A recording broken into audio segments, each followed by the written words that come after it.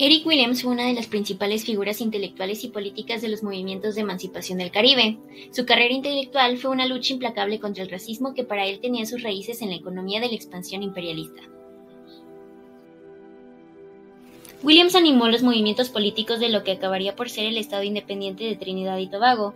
Fue primer ministro de ese país desde 1956 hasta la fecha de su muerte en 1981. Además, fue fundador del Movimiento Nacional del Pueblo, MNP, en 1955, con el que defendió los principios del liberalismo.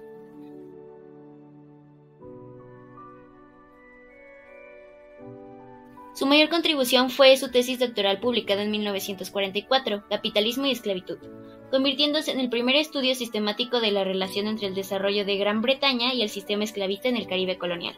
Causó gran polémica tras su publicación en la Academia Anglófona, pues se objetaban las explicaciones tradicionales sobre el desarrollo del capitalismo al valorar el papel de la esclavitud colonial y la trata negrera. Fue el primer trabajo histórico que puso a las masas esclavas de Santo Domingo como hacedoras de su propia historia, al restituirles el papel de sujetos revolucionarios que la historiografía europea les había negado.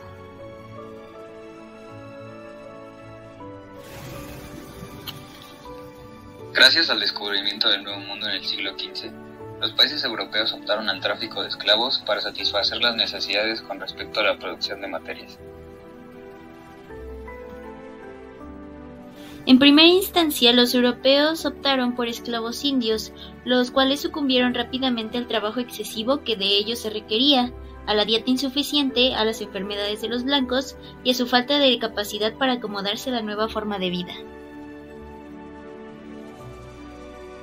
Posteriormente se optó por traficar a gente blanca pobre, los cuales eran conocidos como servants, quienes eran reclutados por los Newlanders.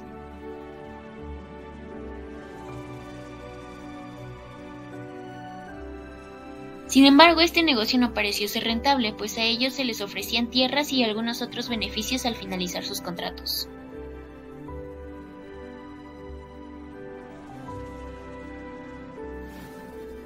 Tiempo después, empezó el tráfico de esclavos negros. De ahí, los terratenientes empezaron a dar cuenta que ellos rendían más con menos. Es decir, podían explotarlos de una peor manera y para mantenerlos no debían gastar tanto como los blancos. Esto debido en gran parte al clima del Nuevo Mundo, el cual terminaba por deshidratar a los blancos, y eso les hacía el trabajo más pesado. Además de que la esclavitud negra era...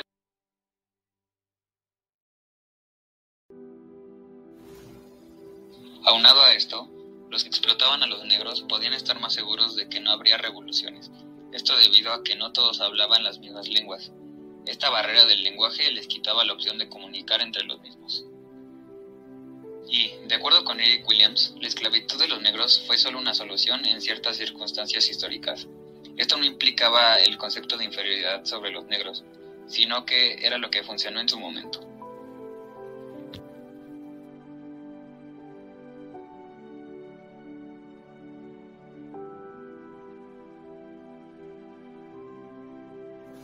Los siglos XVII y XVIII fueron los siglos del comercio, pero el siglo XIX fue el siglo de la producción. En el comercio triangular, Inglaterra, Francia y la América colonial proveían las exportaciones y los barcos, África la mercancía humana y América las plantaciones. Los negros eran comprados con manufacturas británicas, luego eran transportados a las plantaciones. Allí producían azúcar, algodón, añil, melaza y otros productos tropicales, cuyos procesos de elaboración crearon nuevas industrias en Inglaterra.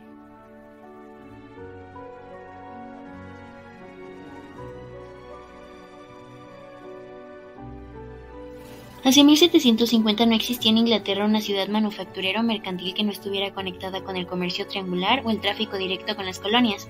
Las ganancias obtenidas suministraron una de las principales contribuciones a la acumulación de capital que financió la Revolución Industrial en Inglaterra.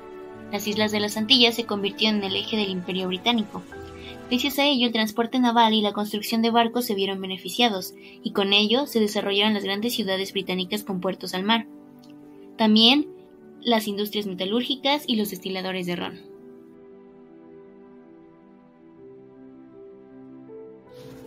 Además, para este momento el colono azucarero se ubicaba entre los capitalistas más poderosos de la época mercantilista.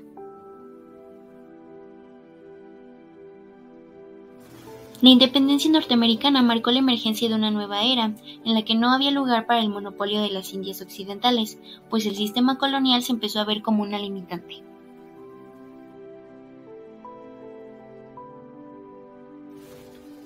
La segunda patente de la máquina de vapor realizada por Watt fue una fuente de fuerza impulsadora para la Inglaterra industrial. El mercantilismo ya había cumplido su ciclo.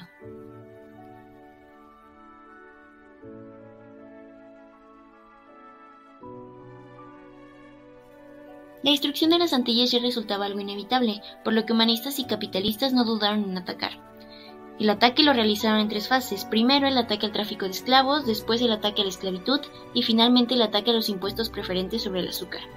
El tráfico de esclavos fue abolido en 1807, la esclavitud en 1833 y la preferencia del azúcar en 1846.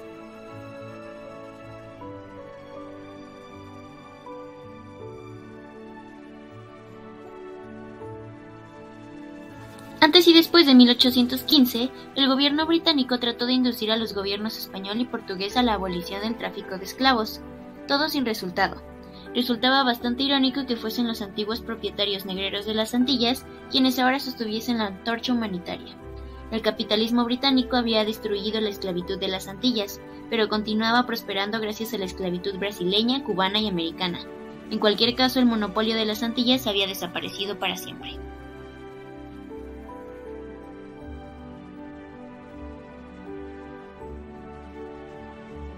Según Williams, los humanitarios fueron la punta de lanza del ataque que destruyó el sistema de las Antillas y que liberó a los negros.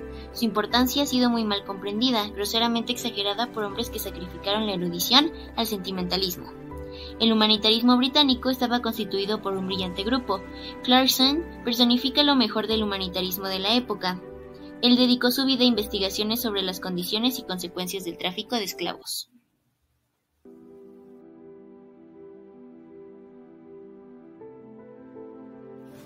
La docilidad del esclavo negro es un mito. A la coerción y al castigo respondían con indolencia, sabotaje y revuelta. Para los esclavos de las Antillas británicas, aquellos esclavos prófugos que habían obtenido la condonación del gobierno británico eran ejemplos notables del camino hacia la libertad. La triunfante rebelión de Santo Domingo constituyó un jalón en la historia de la esclavitud en el Nuevo Mundo. Los esclavos no estaban preparados, pero sabían que no debían esperar a que la libertad les llegara como concesión del cielo. La frecuencia y la intensidad de las rebeliones de esclavos después de 1800 refleja las crecientes tensiones. Los negros habían sido animados a la libertad por el desarrollo de la misma riqueza que su trabajo había creado.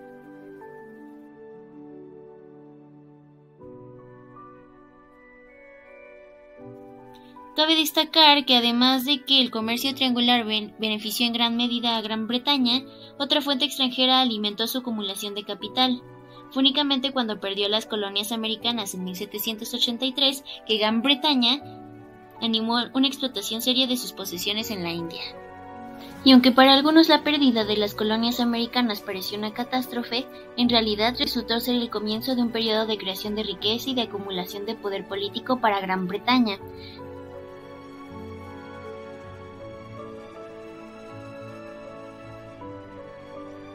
Nuevamente citando a Williams, las fuerzas decisivas en el periodo histórico que hemos discutido son las fuerzas económicas del desarrollo.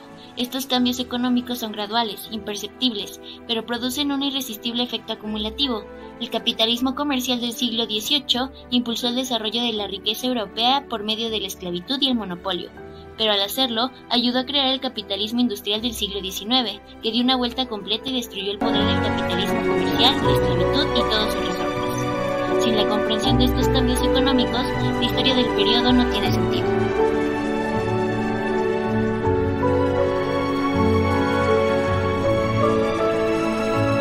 Es importante recalcar que Williams nunca romantiza la esclavitud, simplemente le asigna su verdadero papel en el progreso de las naciones europeas.